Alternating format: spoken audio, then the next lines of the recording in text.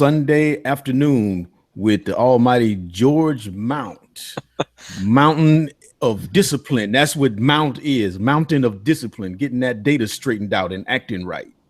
Isn't that what it is, George? Thanks, Oz. Yeah, you knew it was short for something, right? So That's yeah, right. that's That's right.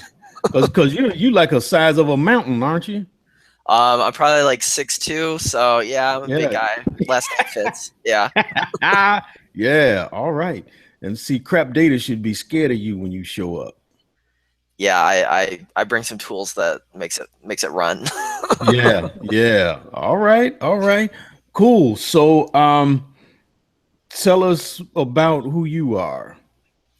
So I am an analyst in Cleveland, Ohio. I work at a big hospital and been doing that for a few years. And one of the things that I've really made a goal from is how to work with data, make it efficient, and work with the data rather having it work you, right? So Mm, that's why I've been mm. doing a lot of blogging and writing and getting involved in the Excel community, which is one of the great things of working a lot in Excel is there's so many people like you and me who are out there fighting fires, fixing problems all the time. So this is a little bit of a way that I can give back and also learn more about how to fix this stuff. Yeah, yeah, and I like that giving back and learning more by, sharing the community and what we're going to do here today. I saw some interesting things in your spreadsheet, so I'm excited about that. And also, like you said, work the data and don't let it work you. Yeah, Because, man, I have seen some folks get worn out by their data. yeah. Not good. So, yeah, so I'm Oz Soleil, an Excel MVP, author of Guerrilla Data Analysis, the second edition. And what we're here to look into is both George is a current commissions analyst and I'm a former commissions analyst. So we've had some really good conversations lately about the different challenges because commissions isn't just, okay, here is your commissions plan, all one sentence that says you get 37% or 5.5% on sales. No, it's more complicated than that. So we've talked about the different incentive structures that come in, the weird things that come up, things that go around normal processes. It's a challenge. So we started to talk about how can you structure a compensation plan so that you don't send a negative commission payment to payroll. So if a person's compensation plan, you run it through all of the calculations and it comes out to negative $100, pay, Right. payroll is going to come choke you. Yeah. Yeah, that's right. You got to be quick or strong after you do something like that. So we're going to share our solutions to this. So George, tell me about why you think this is interesting. Well, I see this a lot in my work, and it's an interesting set of data when you're working with payroll. First thing is, it's people's pay, right? So you have to be very careful and efficient with this stuff. So this really brings you to the top of your Excel game, right? When you're working with stuff that goes right to a person's paycheck, you've got Mm-hmm. to know this stuff well. Yeah. The other thing is, it is thinking about data in kind of like a capped scenario, right? Because essentially negatives can't exist when you're doing payroll, but they can exist, if that's what your calculations are. So Yeah. you have to massage things in such a way that, you're accounting for things that you maybe not can't do like this quarter, but you have to account for them next quarter. So it's like a time warp of negative numbers that don't exist, but they'll have to at some point. So it is an interesting Excel problem. Yeah, yeah, it is. And yeah, how do you not send a negative to payroll, but that negative still is in the real world somewhere and it's got to Right. be resolved, even if in my situation it's resolved by the end of the year and then the company just eats the negative, that it never gets paid back. But at some point, that's negative has to be in the real world and resolved. Right. Yeah. So, George, why don't we look at your example? All right. I'm going to do the Cause screen. you had a few and they were pretty cool. They gave me some ideas, All you know. right. Yeah, I Yeah. will go over the negative payroll one first, and I'm going to do my screen sharing debut here. Uh-oh. I think I've got it. All right. How does that look? All right. I see it. Looks okay? Great. Hmm. All right. So here is a good example of when you might come up with a negative amount, but you can't process a negative amount. So what to do there? So I'm just going to come up with this example of, let's say that these are plumbers, right? And they're required by their company to take a certain number of calls, let's say between the hours of like 10 p.m. and 5 a.m. or something. And if they don't hit that number of calls, then they get a negative incentive. If they go over that, they get a positive incentive. So I'll just work through this first example. An FTE, and this is a good pointer if you're starting to work with people and HR, that means full-time equivalent. So you'll see that a lot. I didn't know that when I started out doing incentives and things. So that's a good one. If a 1 FTE means you're full-time, a 0.5 means you work 50% of the time. So you want to think about, in terms of FTEs, how you kind of prorate things, right? So if we are saying that there are 10 required calls for each quarter, this guy who's a 1.0 FTE is going to need to take 10. But if you're only working 50% of the time, you only need to take 5. So that's the Okay. first step is how do you prorate everything for the percent of time that you work? Oh Um, man. that's pretty, I see that a lot at hospitals because, you might have a doctor who is, a specialist and he goes between different departments and things like that. So, his time gets split. So that's something to keep in mind if you're doing any kind of payroll thing, well, how much does this person work? Is he really a full-time worker or not a full-time worker? And that might influence some of these structures. And you Um, know something, and when you mentioned prorating, I'm thinking about times when I've had to say, you got a salesperson who decides to leave the company, and then their accounts go to somebody else, and right. then they go to that person as of such and such date. So now there is some prorating involved, and also if something changes and you have to take commissions away from somebody, well, now I've got to assess, is this the person that got the commissions in the first place? In a lot of instances it wasn't. So Yeah. anyway, go ahead, man. This is some juicy stuff. Yeah. Great. All right. So here's their number of calls taken. And then I want to find the difference. So most of these guys are cleaning up, right? Like this guy needed to take 10, he ended up taking 20. He gets $50 a pop for each one. So that's great. We're going to put $500, send it to payroll. That's fine. But let's go down here to Tova, some made up name. And, Oh, maybe it's not made up, but the internet made it up for me. Um, yeah. I'm sorry for any Tovas out there. Let me know about it. It's a very lovely name, but I'm not familiar with it. So she needed to take she needed to take 6 calls. She only took 2. So there's a negative variance here. A -4 times 50 is going to be -200.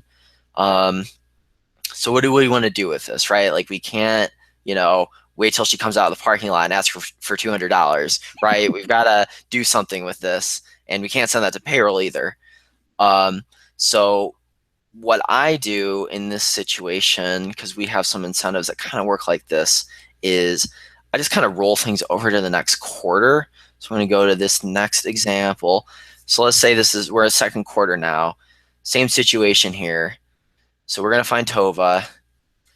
She did a little bit better this time. She actually had a positive variance of 4 calls, but we need to take into account last quarter's deduction. So here's kind of where I net things out. And I'm actually doing a min function, which anytime you want to do that, you want to think of kind of 2 numbers. It'll take the lower of the 2 numbers, the lesser of the 2. Hmm. So in these guys' case, we're actually, the min of, we're going to look up what he got paid last time, and we're going to take whatever's the lower between that and 0. So most of these cases, they got paid a positive number, so the min's going to be 0.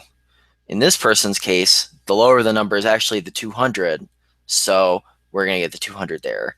So this kind of, again, thinking about everything when you're doing payroll is kind of has 0 as a point of reference, right? So in this example, we're taking the min of something and 0. In other examples, you might take the max of something and 0, and I have an example for that too. Yeah.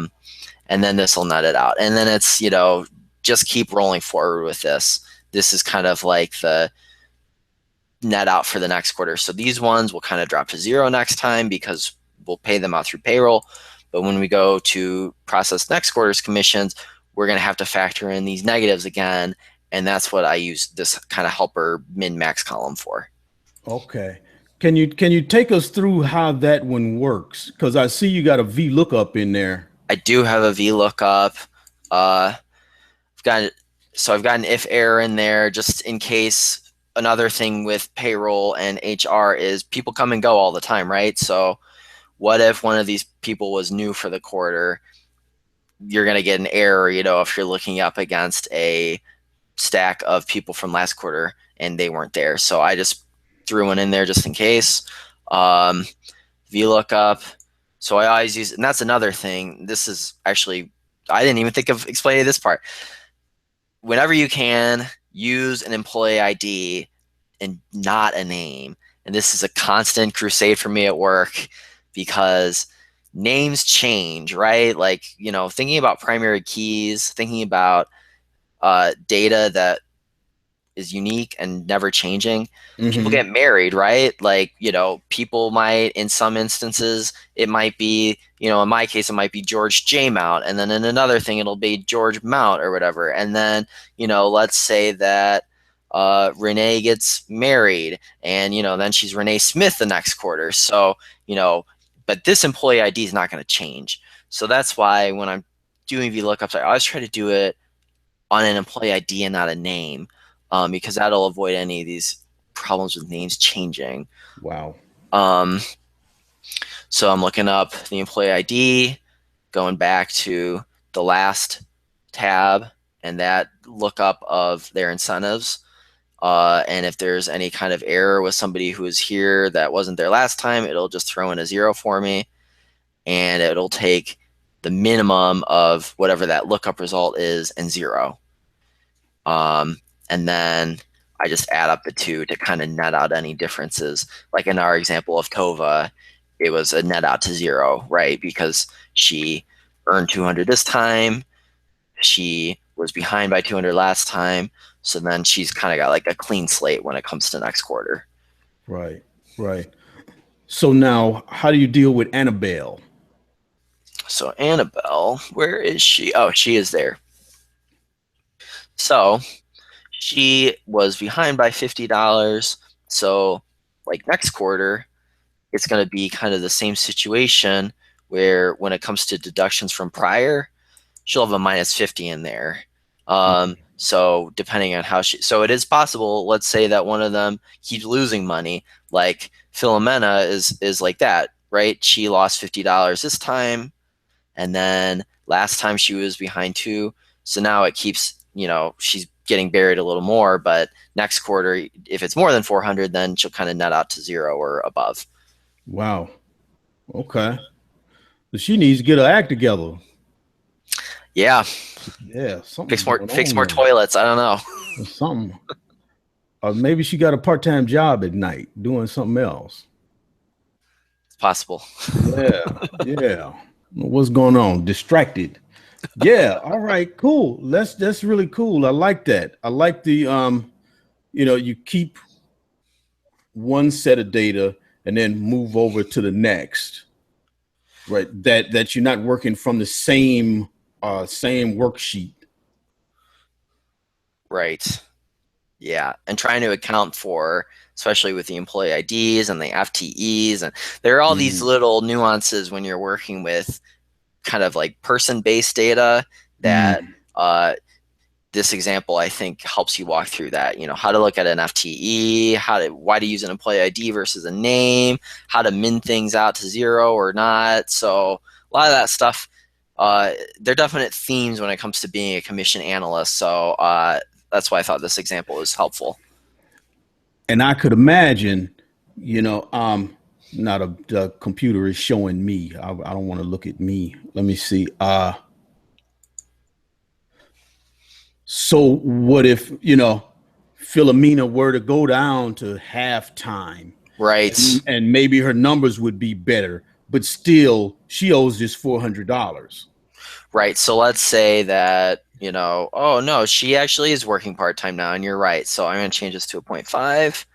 So, right. Now she really only needed to take 5 calls for the quarter. Mm-hmm. So she's actually ahead, and it's not enough to, get to positive territory, but she is a little bit less behind.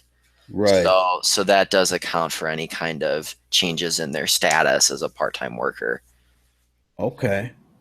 See all that stuff moving around. But if there was a question about where does this $350 come from, you could go back to 4.1 or 4 point or 3.9 and show that math and how you Right. got to that place. Right. So there's a 350 right there. So, yeah. Yep. So it's just Yep. a rolling difference between 2 quarters. Keep going and going. Yep. Wow. And I like that. Yeah. So if you had another employee come on, you could add that in row 20 and all the math would move over and you'd go into the future. Right. Yeah. Yep. I Cool. like this. All right. Cool. So you had a few examples. Oh, yeah. Want me to touch another one? Sure. All right. So I'm going to go with the one when you might use max, because I used the min function in the last one. And in this one, I'm going to show you sometimes using max is going to help you eliminate negative incentives.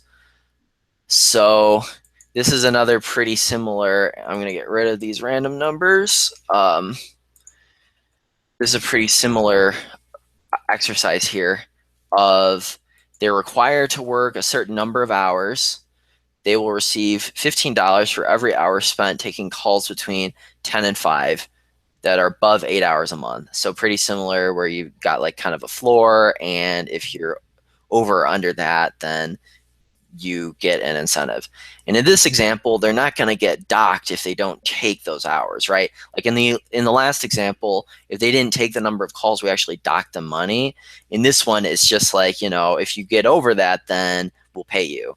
If you get under that, then whatever, you're not losing money. So in this example, we actually do want to use a max function because, like this guy, he only worked 5 hours. He didn't get to 8, but that doesn't mean that we want to dock him that time. So the max will work the opposite way, right? It'll give you the greater of this difference and 0. Mm-hmm. So this time negative incentives don't exist. So he gets a 30, but it's not like we want to give him like a minus 15.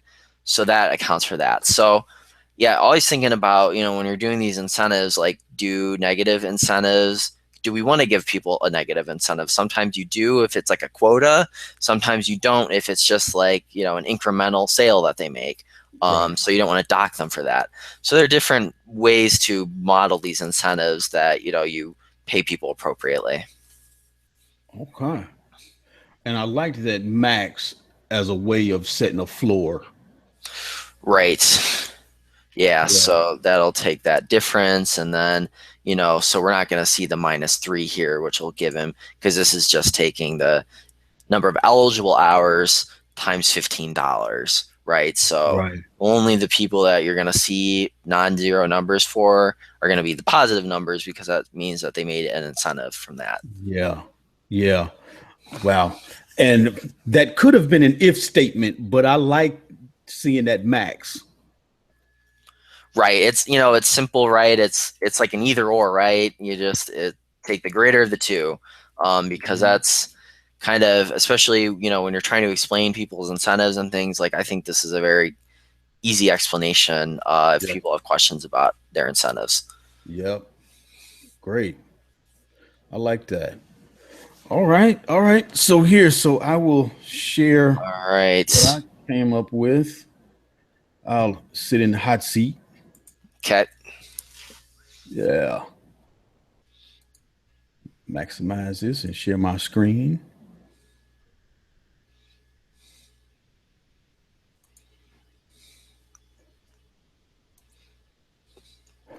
Yeah, I see it.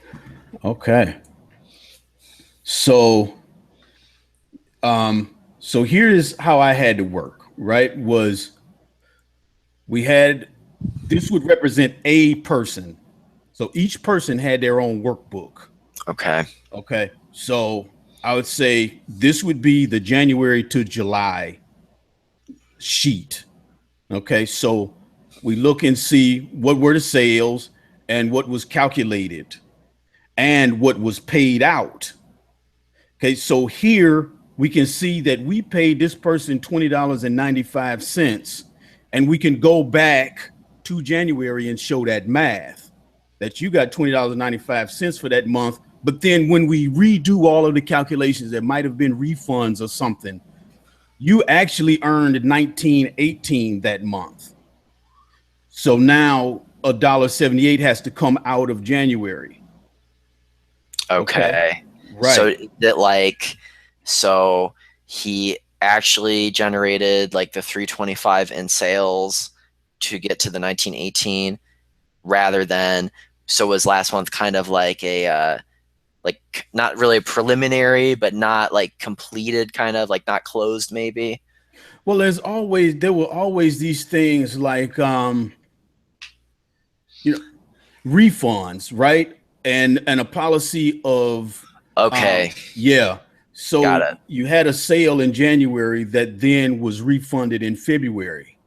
Yeah, that is interesting, right? Because it's like, it's a snapshot, right? Right. Things are still moving. So even when you say that, this incentive was paid out, it's possible that something might change in the future because, yeah, if you're dealing with sales, there are refunds and things like that. So that is good to think about the living, breathing nature of Yep. your data when you're doing this stuff. Yep. And then there's always things too, like a transaction was tied to the wrong account and the wrong analyst got the commissions. So it could be a situation where that kind of thing got cleaned up. And so Got we it. had to take that, $1.78 and actually move it to somebody else. All kinds of stuff. And you're right. And one thing that this guy who was kind of mentored me, he said, data is only good as of now. That's it. Oh, Tomorrow, a moment from now, it can change. yep. And you have to refer back to the compensation plan to see how that affects what you had this previous moment. Yeah. Right? Yep. So and then why are we changing something several months later rather than the policy of 30 days? Well, sometimes you get some disgruntled client who is a good client that you want to keep happy, and you say, okay. We'll take this thing back 6 months after the fact. Fine. Right. You know? Um, so so I'm calculating a difference over here, and I'm showing, okay, so this calculated to 36.58, and we paid out 35.40. So this static column gets manually typed in what was paid out. Got it. Okay, and then we go to next month. So this is January to August, and so these are all the differences, everything that was paid out. Let's see. So we see that 71.15 has been paid out in total, but then the person actually has earned $68.44. So we cannot pay out anything. So that's what this is doing. Okay. if the sum of H5 to H16 is less than 0, then put 0. Otherwise, the sum of H5 to H16. I like Okay. it. So this person has been paid out 7115, calculate 6844. Now, they've still been paid out 7115 and they've earned 6903. Okay, boom. Now we're finally ahead. And we can see this person in September generated 3540, but it's saying pay 3245. Okay, now watch. When I say, okay, we're going to send the 35. And so, again, we look at these numbers. This is what gets sent to payroll or not gets sent to payroll is that 0. And then in August, nothing. Yeah. Now we send 3245 to payroll. And then we say, okay, 32.45. Now this equals this. And we're good. So I don't know what went wrong here. There's some rounding error going on Probably, here. yeah. Yeah, because these should equal each other. So I don't know why this is saying, I don't know why that's false. Anyway, so that's how I was able to deal with that and deal with things that change. Yeah. And we see that this changed again, right? So this is no longer 178, is now 260. Wow. Right. And all of this, I want to, so all of this has to be described in the compensation plan. You know, how Yeah. far back are you responsible for refunds? And with our compensation plan, we said 1 calendar year.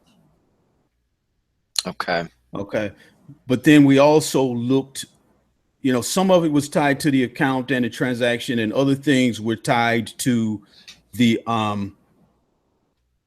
rep, right? So we can't take commissions away from a rep that didn't get the commissions in the first place. Yeah. So there's a lot of things moving around, and it was exciting to me.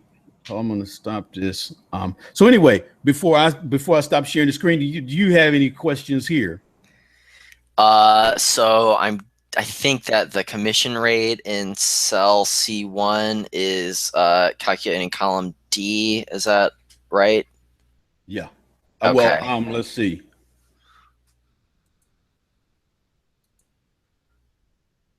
Yep, Okay. that's column D. So that's their commission rate.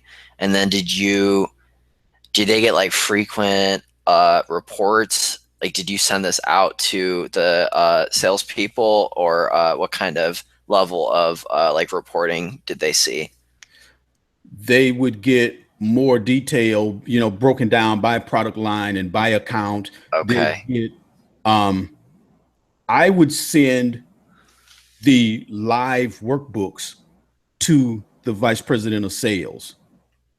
He would convert them into PDFs and send them to the sales reps. Got it. Right. Okay. So there's plenty of transparency there. Right. Yeah. Yeah. That's Yeah. interesting. And the interesting. So anything else?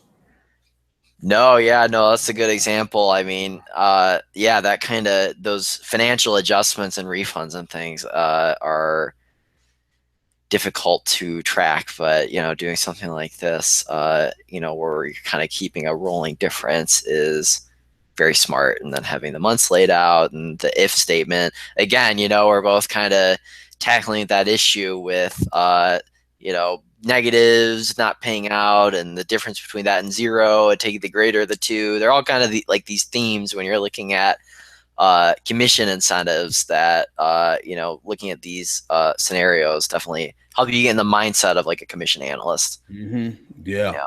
Yeah. Um, So there was one other thing I was going to say, but yeah, there was just oh, I was asked. We pay commissions once a month. Once the previous month was closed, then I get into action and spend, you know, 3 to 5 days processing and then getting the stuff to the higher ups that eventually get it to payroll. Well, what did I do the rest of the month? It was dealing with all this stuff that keeps moving around Yeah. and it would take time because somebody would leave and they'd say, and then I'd get told, okay, this person's 30 accounts, four will go to this person, and 10 will go to this person, and the rest will go to this other person. And then I've got to make sure that my model absorbs all of that, um, and doesn't create goofy stuff. So I would have to test the new model, once I had all this stuff broken down. Yeah. Yeah. And it was constantly referring back to the compensation plan, looking at the words on a page and converting that into Excel formulas in a model. Yes. Yeah. That's very important. Yep. Yep. And then looking at the different scenarios. And that's why I think this is exciting is, it's one thing to say, okay, we're going to pay this commission rate, but then there are those weird scenarios, the negative numbers. Yeah. Dealing with a compensation plan that tries to have incentives and then you have a quota. But what happens if a person has a bad start of the year? Is the compensation plan set up such that, say, by August, if they're behind, they will never catch up? Now that has to be considered, and seasonal sales, lots of things, Yeah. Yeah. Wow. Lots of puzzles. There's some exciting stuff, but it was stressful dealing with people's money. Yeah, no, it is. It's a really sensitive topic, so anything that you can do to have Excel help you do this is very helpful. So Yes. yeah, because yeah, exactly. When you're dealing with paychecks and things, you want to really think about what you're doing. Mm-hmm. You got to, man. Yeah. And thinking also about the reporting, the interface, because when they got that PDF, they wanted to be able to see things. See, I can't have something that's scrolling all over the place and hidden columns because, I want to, have the math moved out of my way so that I could work. I Right. had to think about some salesperson that wants to know, why do I owe $1.78 from 6 months ago? Yeah. What happened there? And then have them with the ability to go back 6 months and see that math and how the math has changed over those months. Yeah. Yeah, there's a whole lot. And so anyway, yeah. And dealing with reports and everything, you know. So what is something you like about being a commissions analyst? I do enjoy that it really forces you to think about like the nature of the data that you are handling. And by that, I mean, I'm kind of like a bridge between what I would consider more of like an HR function, that being, people. Like people are kind of your building block, sort of, right? You're looking at what each person earned, and their commissions. But really, if you're like I am in a finance department, everything's more on like a general ledger basis, right? Like, what did this cost center pay out? What did this account do? So you really have to be supple in thinking about the nature of your data, right? Like, is this a payroll produced data set, or is this more of like a financial data set, and trying to bridge yourself between, because when this goes to payroll, right, like that doesn't end at payroll, that then it has to get accrued to a general ledger. Most payroll things are like a 2 week biweekly payout period. So then you got to think, well, 2 weeks don't fit right into a month, right? So you gotta, do some accruals, and there's, a lot of that accounting kind of stuff. So you really Mm-hmm. have your foot in two camps when you're doing commission stuff. It's not really just HR, but it's not really just finance either.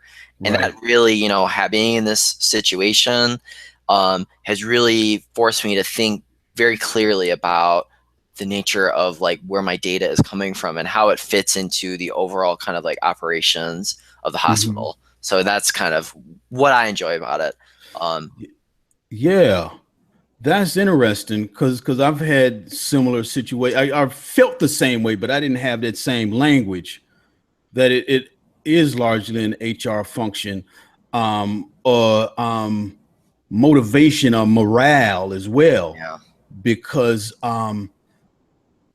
there was one conversation around, we got a really good salesperson, and we feel like we screwed them when we set up the account assignments, and they're falling behind, and then there's been bad luck.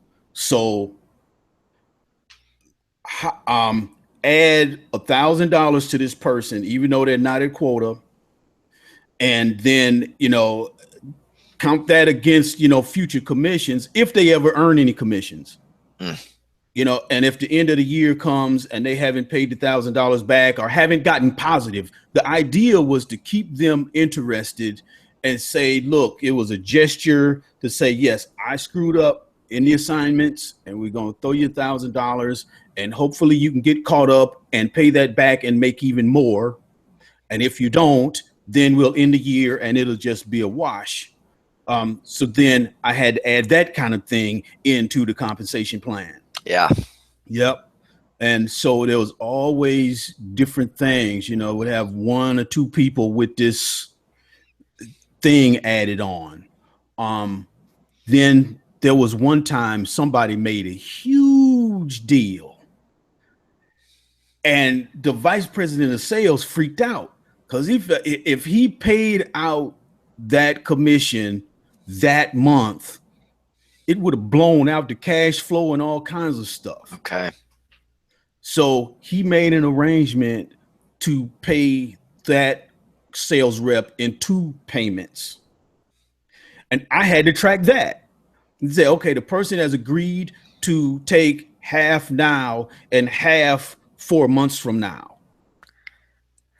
So that's in my model for that one person. And then when it showed up 4 months from now, I got a call from the vice president and said, what is this? I said, oh, that's the second payment. Oh, yeah, yeah, yeah, yeah.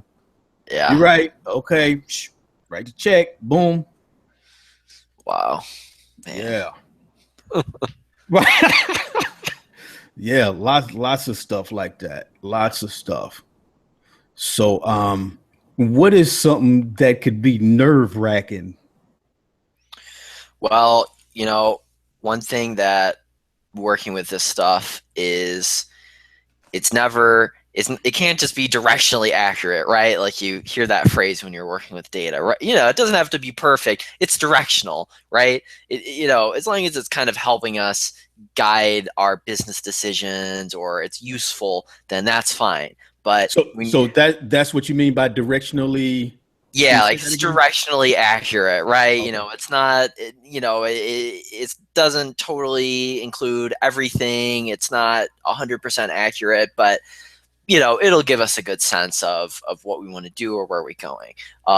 But when you're doing stuff like this, like commissions, you cannot be directionally accurate, right? You have to be 100% accurate because, even one little mistake could change somebody's bonus. And I mean, you can't get much more sensitive a topic than that. Yeah. So it is very nerve wracking. On the flip side, I mean, really, I've really had to become a lot more careful with what I do in Excel which, I know there are a lot of complaints about like, well, why are we doing this in Excel, right? Like, isn't there a better option for that? I mean, maybe sometimes there might be, but you have to go with what you've been given, right? Like, this is what we got, do the best of it. I think it can do a lot more than a lot of people give it credit for if you know how Yes. to do it, because people just assume it's like, Word or something, right? Like, oh yeah, I can just go in there and write something, whatever. But I mean, Excel's got a lot more nuances to it. Mm-hmm. So this has forced me to really be careful with how I use Excel. So that has been kind of the silver lining of doing commissions. While it is nerve wracking to have somebody's wrong bonus on your hands, you do learn quickly about how to really work with Excel very Yeah. comfortable. So that's been a Oh good yeah. trade off. Yep. Yes. Yes. And I would agree with you that, yeah, it causes you to slow down, be very meticulous, think about exactly what you're doing. And, a nerve wracking thing for me is when things didn't calculate up right and looking constantly. But, it's that video I'm referring to, where I was talking about the accountant that kept hounding me about how would you know if the numbers are wrong? Well, I didn't have any kind of alerts in there. And so when she showed me, um, then I could see, okay, some things aren't equaling it out. I'm not done. I need to go back into these numbers and figure out what's going on, what's not connected to the right person or whatever. Because it wasn't as just as easy as get the new data from last month, pour it in, everything goes out, and here's the number. Yeah. No, because man, you got all the product lines and different percentages, different commission rates on product lines, an account that used to belong to somebody else and now belongs to this person, all kind of Mhm. stuff moving around. So it could be harrowing in that way. Yeah. um, but I can say that after a year on that job, I was off by a half of a percent on one person. Well, they did a Awesome. full audit of everything I did for everybody, and one person was off a half of a percent. That's great. Yeah, yeah. But one thing that was tough, seeing somebody, because the plan said you can't get a check unless you're at 80% of quota. Commissions were calculating, but not until you cross 80% of quota did a check actually get cut. So that was something else I had to model. Yeah. And it was heartbreaking to see somebody who was at 76% of quota, 78.5% of quota. And I'm trying to find something in the data to get that person to. I'm not going to cook the books. No, I'm Right. not going to make some stuff up. But I just keep checking my math. Just keep checking. Is there something I missed that can get that person that 1.5% to get them over so they can get a check, you know? Yeah. And sometimes I was able to do it. And in one way, you know, you're never 100%, because there would be all this garbage, all of these transactions that weren't tied to anybody, but there'd be these $9 transactions, and when you're looking at you getting 6% on a transaction and it's a $9 transaction and there's thousands of these things, Yeah. you can't, it's just not cost effective to go tracking down these pennies, Yeah. but there were, and one thing I would always do is if there were large transactions, say $50, $75 transactions, I would take those and try to get a sense of, do they belong to anybody? And sometimes they did, and sometimes they didn't. Because a lot of times there'd be just some regular person not tied to any account ordered something, and right, that's not supposed to be paid commissions on. But then occasionally there would be some big transaction. I'll figure out, okay, this belongs to somebody, and hopefully it belongs to this person that, you know, is a percentage and a half away from getting a check. Yeah. Yeah. So those were some times, man. Yeah, no, that's it's a big part of what I do now and all these stories, and that's why I wanted to do this video. When I saw one of your SSS Veda videos on commission stuff, I just had to jump in and let's share some stories. So, Yeah, yeah. yeah, man. Do you have a story of being a hero for somebody, and maybe they know you are the hero or not? Boy, um, yeah, I mean, it is interesting to do these incentives and make sure that people are getting paid the right time and making sure that like you are like you said the 78.5% to quota or whatever. I'm always looking at stuff like that in the same way, making sure that if they're at that certain percent, am I missing something, being very accurate with that. I don't have any stories I can think of directly about it, but yeah, I'm in the same way where trying to make sure that everything is accurate all the time. Yeah, so it is.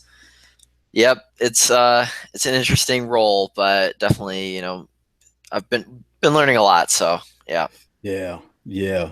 Um, and what can you say about reporting? Because what I constantly found was there would be these reports that were made many years ago, and they didn't get today right in a lot of ways. The business had changed. Um, the compensation plan is written in such a way that the existing reports can't handle. But Okay. but then is can be too expensive, or it can take too long to get a new report. Yeah, we have a lot of that. Yeah, yeah, exactly. Because if your business's goals are changing, then you want to incentivize people differently, right? So I see that a lot where based on the new way that we're getting reimbursed at the hospital or the new goals that we have, we want to incentivize people differently. And being in Excel and I have full control over it and I can do what I want. It's a lot more flexible to change stuff like that. That you could have a downside like that too, right? Like if you design something fast and poorly, then that's bad. But if you can do a lot of constant and feedback improvements and things like that, then that's great. So one of the things that I always try to think about when I'm doing these reports is, well, what if this changes, right? So I'm always Mm. trying to think of how can I set this up so it can evolve to new changes easily. And that's been a challenge too. But yeah, I definitely, because yeah, incentive, you're right. The incentive languages always change, based on goals and things like that. It's not just a report, I always try to remember that, well, what's really the goal here? Like, what are we trying to incentivize people about? And then, trying Mm-hmm. to work a report around those goals. So, yeah. Yeah, yeah. And so you become a partner with the person who's creating the incentives or writing the new incentive plan, compensation plan. Right, exactly. Yeah. And definitely figuring out which requirements make sense and, Mm-hmm. how to accommodate for that kind of stuff. Yep. Yeah, yep, yep. And I remember, when we had come up with a new compensation plan, uh, take certain people's numbers and run them through certain people's numbers from last year and run them through the new proposal, right? To see if, okay, this person started out the year strong. Okay, put their numbers in and see what happens, because you don't want to wind up in a situation to where the person is so far out ahead of the compensation out of quota that they can stop selling and continue getting a check, Yeah. Right. or a person falls behind and can never catch up again. Yeah. So all of those extremes. What about, we want to incentivize a certain product line, And what if somebody completely kicks ass on it? Are they going to blow out the cash flow? You know, because you want to incentivize people, but you don't want to make yourself broke Yeah. either. Right. Wow. Oh, yeah, yeah. So that was a rodeo, man. That you know, it was exciting, but it was nerve wracking because it would always come down to money. Yeah. You know, and there were times, you know, when I was dealing with, say, just course completions and professional licenses that had some urgency, but not the urgency of, you know, telling somebody we paid you too much last month, and now y'all you're not gonna get anything until you paid back, and it's our fault, and you got to suffer. No, man, that hurt. Oh, Yeah. but you know, with somebody's license, you know, something gets messed up, get up, hey, go fix it. You know, but when you're dealing with compensation and you know, things have to happen next month. And if next month is 3 weeks from now, that person's just waiting until next month. Yeah. Wow. Yeah. So anyway, so this is some good stuff. This is good stuff. So we can wrap this up. So any other comments? Anything else you want to touch on? I think we covered we got inside the mind of the commissions analyst for sure, and Yeah. it's been good to swap some stories because yeah, it's a pretty common it's a thing that if you don't know a lot about Excel, or if you're kind of new to Excel and this is your first mission, I mean, it could be pretty scary, right? Because you Oh have yeah. real world consequences, right? Like this isn't just moving numbers around on a page. I mean, if you don't get it right, then yeah, somebody's pay is not going to be right. So this is a great topic that has some real impact, and I'm glad that we could share some stories, and hopefully people out there can help. And if they have other tips or questions or whatever, I would definitely love to hear about that, since it's Yeah. a topic that obviously we both have a lot of interest and knowledge in. Yeah. Yeah. Yeah. Cool. And I could repeat a lot of those same things is man, it's a true baptism by fire if this is your Yeah. first real Excel thing, and the consequences are very real. Yeah. You know. Um, so, all right. Well, can let us know again, where can we find George Mount? Awesome. Yeah. So head over to my site. It's at georgejmount.com. And I also post a lot on Twitter and LinkedIn. So I'm at GJMount on Twitter, and just find me by name at LinkedIn. And I have links to all that stuff on the site too. Again, it's georgejmount.com. Uh, Head over there. A lot of different stuff. My big push right now is I'm putting a course together, and like I talked about, a big theme for me is, what if you are new to Excel and you just feel overwhelmed by this data, and you want to maybe be like a financial analyst or something. How do you go from being just a college kid to a good analyst who's thinking about this kind of stuff? Because I didn't really have any idea of these kind of questions when I was starting out. So this course is going to cover a lot of stuff like that. I'm going to call it Get Hired with Excel. So showing you what analysts really need to know if they want to be better with data, be better with Excel, and kind of get inside the mind of an analyst. So yeah, head over to georgedemont.com, and I'll have a lot of relevant content like that. There's an email sign up, so be the first to check out the posts, and hope to see you there. All right.